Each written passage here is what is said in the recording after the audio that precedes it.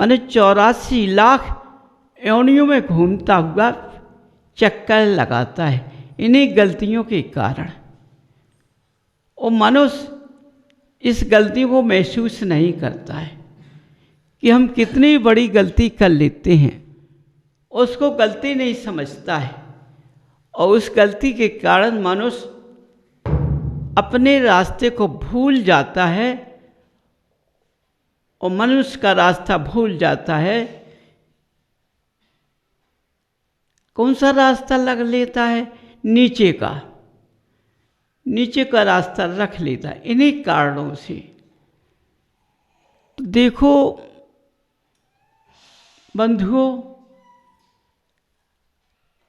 आज समय काल की अपनी दृष्टि को खोलकर देखो, चारों तरफ देखो तो तुम्हें भगवान का नाम स्मरण नहीं मिलेगा। आज भगवान का नाम मनुष्य भूल गया है।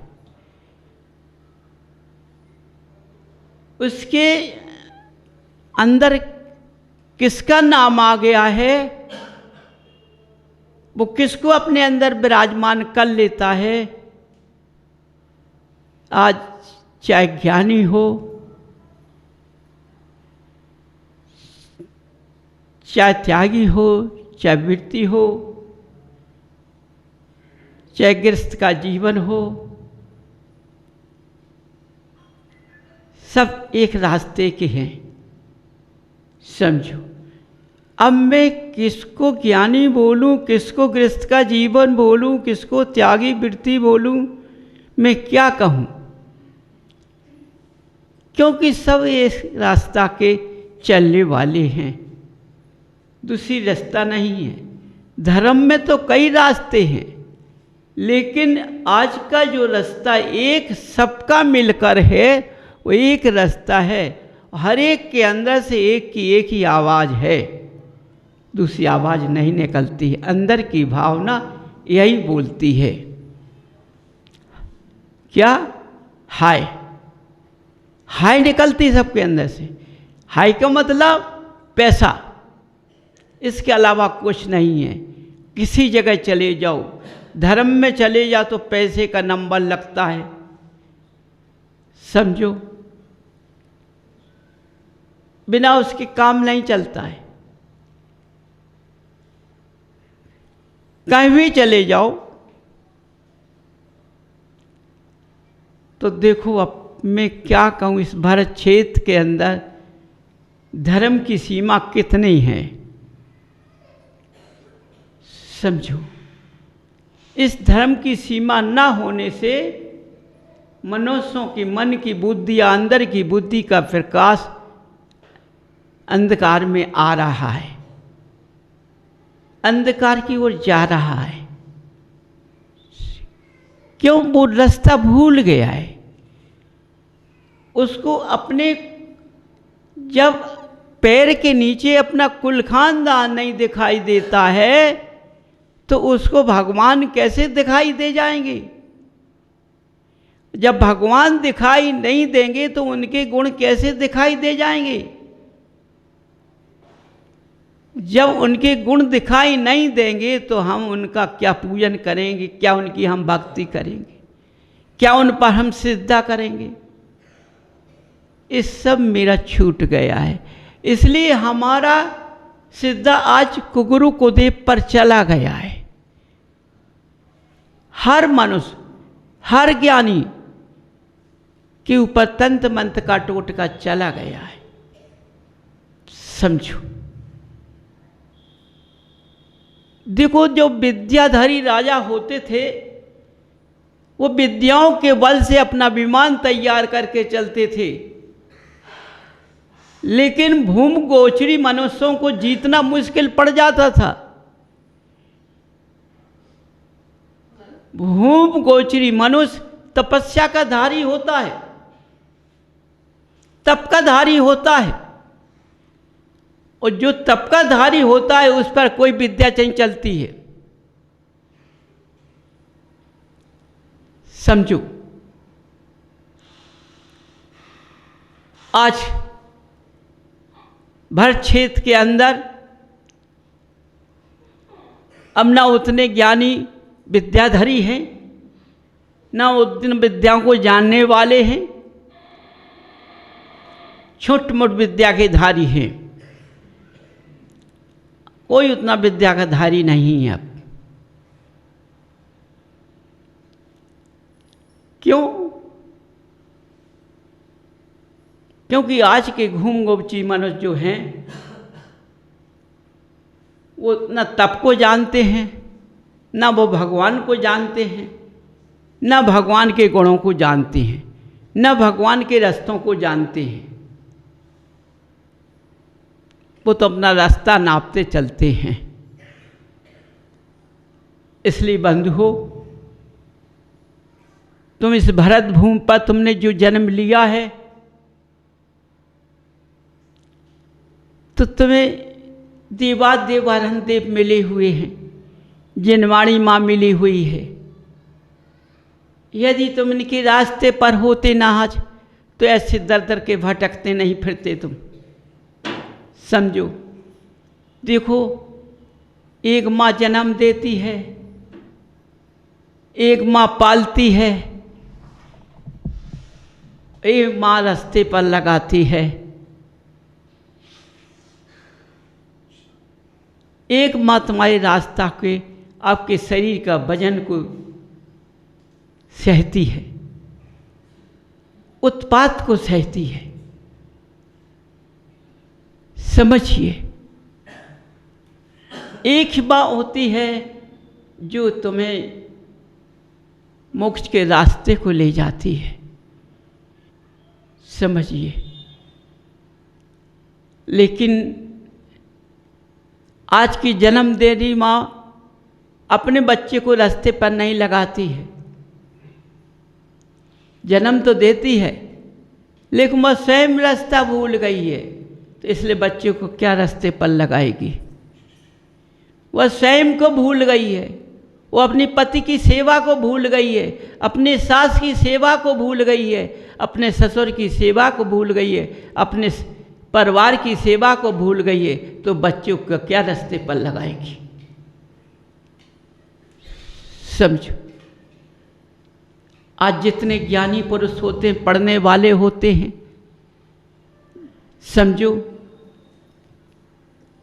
जितना ज्ञान पढ़कर लेते हैं उतने ही उनके अंदर इतना ज्ञान बड़ा हो जाता है कि वो धर्म का तिरस्कार कर देते हैं। आज चारों तरफ देखो, अच्छे पढ़ने वालों के पास में धर्म का अंश नहीं मिलेगा। समझिए, ये भगवान को नहीं जानते, उनके पास में ये अहंकार आ गया है कि मैंने कितना पढ़कर मैं कितना बड़ा अधिकारी बन गया हूँ। वही अहंकार उसके अंदर है, इसलिए वह भगवान को शून्य मानता है। उस भगवान को शून्य मानने से वही मनुष्य अधिकारी नीचे चला जाता है, तब भी समझता नहीं। पहले राजा महाराजा लोग होते थे, वो धर्म को लेकर चलते थे, बिना धर्म के अपने राज को नहीं चलाते थे, तो उनका धर्म राज कितने वर्षों चलता था। अब ऐसे राजा बन गए हैं, वो धर्म का अंश भी नहीं जानते हैं। समझो, समझिए। इसलिए बंधु, यदि आप गृहस्थ जीवन में जन्म लिया है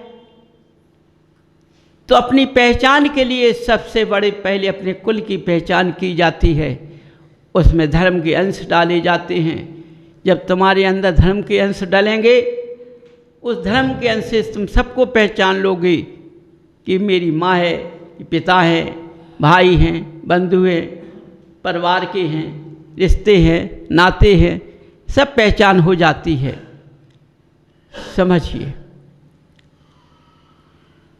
यदि अपना धर्म के अंश में तुम्हारा अंश नहीं होगा तो तुम उनको पहचान नहीं पाओगे।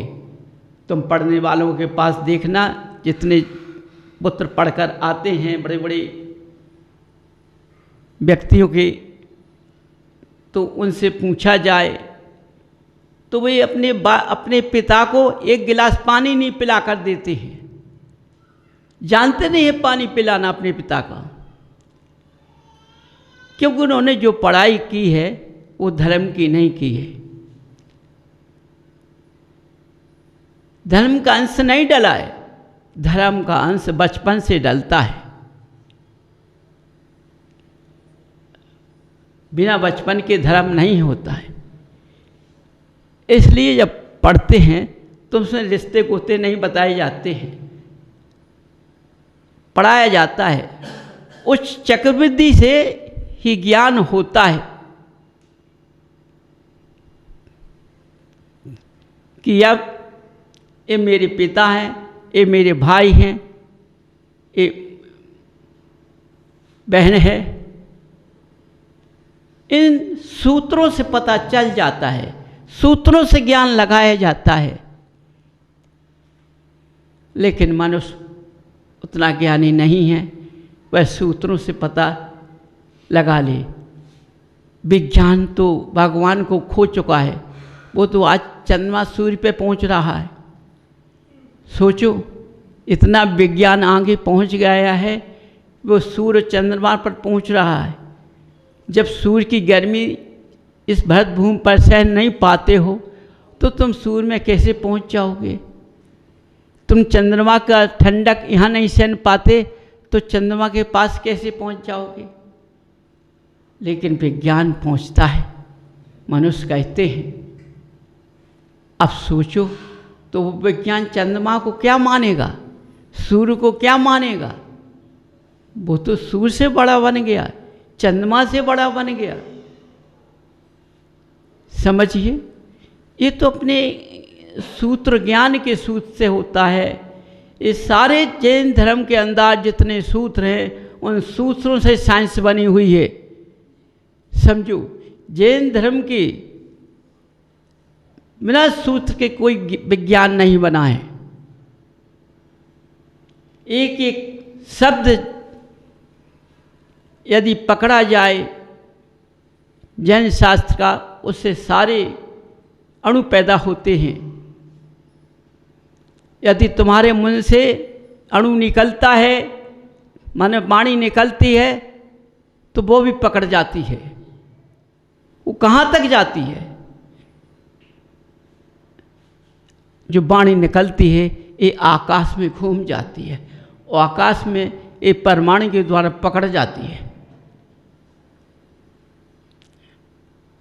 समझो, इसलिए बंधुओं, सीमा जहाँ तक की है मनुष्य वहीं जा सकता है, उसके अलावा नहीं जा सकता है। लेकिन अपना मन समझाने के लिए कई टापू मिल जाते हैं।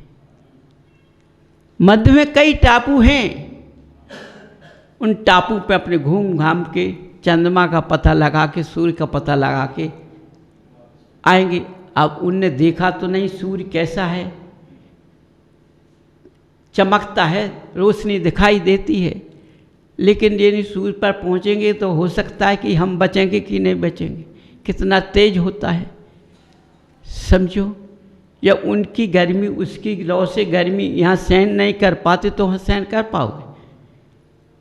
तो एक अपना स्वयं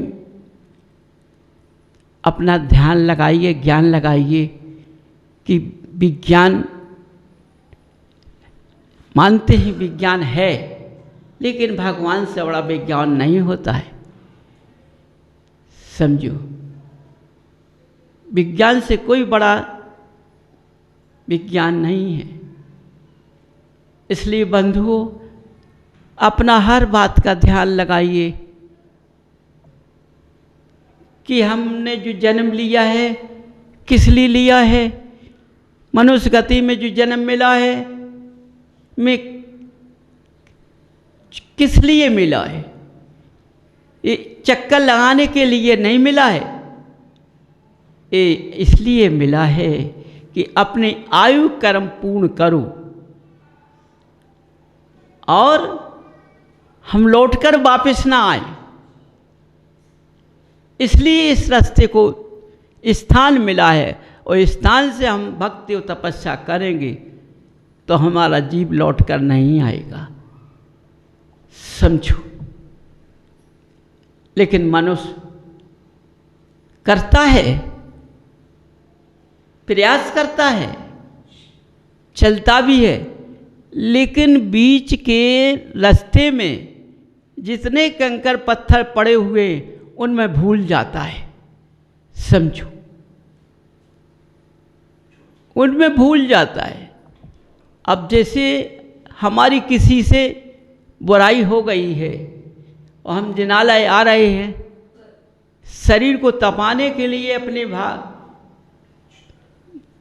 अपने मन को तपाने के लिए हम जिनालय आ रहे हैं, ज्ञान की विद्धि खोलने के लिए हम जिनालय आ रहे हैं, लेकिन हमारा जिससे बोला चाली नहीं है और रास्ते में मिल गया या जिन मार्ग के दरवाजे पर मिल गया, तो हमारा सारा विज्ञान खत्म हो गया, उसमें लग गया। अब भगवान भी भूल गए, हम भगवान का दर्शन भी भूल गए, जिनमाड़ी भी भूल गए, सब कुछ कर सब रहा हूँ मैं, भगवान को देख रहा हूँ, लिए लिखा मेरा मन लग नहीं रहा है, क्योंकि मेरा मन तो दरवाजे चितौर पर चला गया। अब बताओ तुम किस लिए आए, इस चितौर से होता क्या है, इससे तुम्हारा मन इस पर चला गया तो इससे क्या मिलेगा तुम्हें, यह नहीं सोच पा रहा है। हम अपना मन अपना जीवन गड्ढे में क्यों डालें, ये सब भूल गया।